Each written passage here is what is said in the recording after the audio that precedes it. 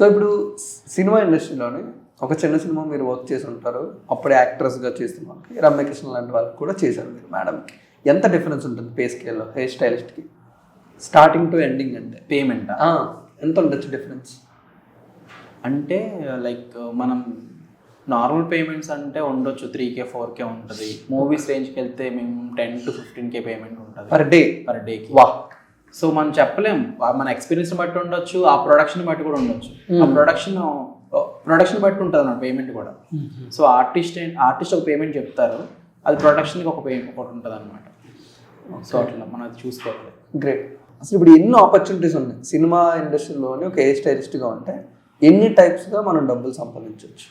ఇంకెన్ని రకాలు అంటే ఇప్పుడు మనం లైక్ మేము హెయిర్ స్టైలిస్ట్ కదా, అంటే పర్టికులర్ మూవీస్ చేయాలని లేదు, మనకు వర్క్ వచ్చు కాబట్టి వెడ్డింగ్ ఈవెంట్స్ ఉంటాయి. ఓకే, వెడ్డింగ్ ఈవెంట్స్ కూడా నేను చేస్తుంటా. వా, గ్రేట్. సో వెడ్డింగ్ మనకి మూవీస్ ఉన్నప్పుడు మూవీస్ మనం చేసుకుంటే వెడ్డింగ్స్ కూడా ప్లాన్ చేసుకోవచ్చు. మనకి ఏంటంటే కొంచెం వెడ్డింగ్ ఈవెంట్స్ అంటే ప్యాకేజ్ ఉంటుంది అనమాట. ఒక మేబీ ఒక 30K 40K ఒక ప్యాకేజ్ ఉంటుంది. ఆ ప్యాకేజ్ని బట్టి మనం దాన్ని కూడా మనం మేకప్ కింద తీసుకోవచ్చు, శారీ రేపర్ కింద, హెయిర్ స్టైల్ కింద ఇంత ఉంటుంది అనమాట. మూవీస్కి ఏంటంటే మన ఆర్టిస్ట్ని బట్టి పేమెంట్ ఉంటుంది. కరెక్ట్. బట్ తెలుగులో ఒక టాప్ స్టార్స్ అంటే ఎవరు చేశారు? సో ప్రెసెంట్ అయితే నేను నిధి అగర్వాల్ గారు చేస్తున్నాను, వైష్ణవి చైతన్య గారు చేస్తున్నాను. సో బ్యాక్ టు బ్యాక్ అయితే వీళ్ళు నన్ను కాంటాక్ట్ అవుతున్నారు అనమాట. వాళ్ళకి నా వర్క్ నచ్చిందని చెప్పి అడుగుతున్నారు. సో వైష్ణవి గారి నుంచి ఎప్పుడు స్టార్ట్ అయింది? ఇన్ఫ్లుయెన్సర్గా ఉన్నప్పుడు నుంచి జర్నీ? నేను లైక్ నాకు ఆమె ఎప్పుడో నాకు ఒక ఆల్బమ్ సాంగ్ చేశారు ప్రియతమా అని చెప్పి, అప్పుడే తెలుసు నాకు ఆమె. నాకు బేబీ మూవీ చేసినప్పుడు ఇలాంటి మూవీ నేను కూడా వర్క్ చేయాలి, తనతో వర్క్ చేయొచ్చు అని చెప్పి అనిపించింది. సో రీసెంట్గా ఒకటి ఫోటోషూట్కి అడిగారు, వెళ్ళి చేసి వచ్చాను.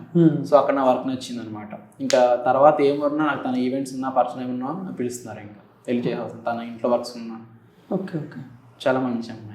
సూపర్ అన్న. నెక్స్ట్ ప్లాన్స్ ఏంటి ఇప్పుడు? ఇంకా తెలుగులో ఎవరితో వర్క్ చేయాలనుకున్నా? డ్రీమ్ అని ఉంటుంది కదా, ఒక డ్రీమ్ అని. నా ఫేవరెట్ యాక్టర్స్ అంటే లైక్ సమంత గారు ఉన్నారు, కాజల్ గారు ఉన్నారు, వీళ్ళంతా ఫేవరెట్. సో వాళ్ళ వరకు కూడా వెళ్తే హ్యాపీగా నాకు. ఓకే, ఎలా ఉంటుంది ఆ ప్లాన్ ఆఫ్ యాక్షన్? ఎలా ఉంటుంది? అక్కడ వరకు వెళ్ళాలంటే మనం ఏదో చేయాలి కదా. ఇంకా అదే అంటున్నా, ఇప్పుడు నేను ఇవన్నీ నాకు వీళ్ళందరితో వర్క్ కోసం నేను ఏం చేయలే, పర్టికులర్ ఇది ప్లాన్ చేసుకోవాలా, ఆటోమేటిక్గా వచ్చేసింది హ్యాపీ. వాళ్ళతో వెళ్ళాలన్నా కూడా నేను ప్లాన్ చేసుకుంటే అది అవ్వదు నాకు తెలిసి, అనుకోకుండా జరిగిపోతుంది. ఓకే.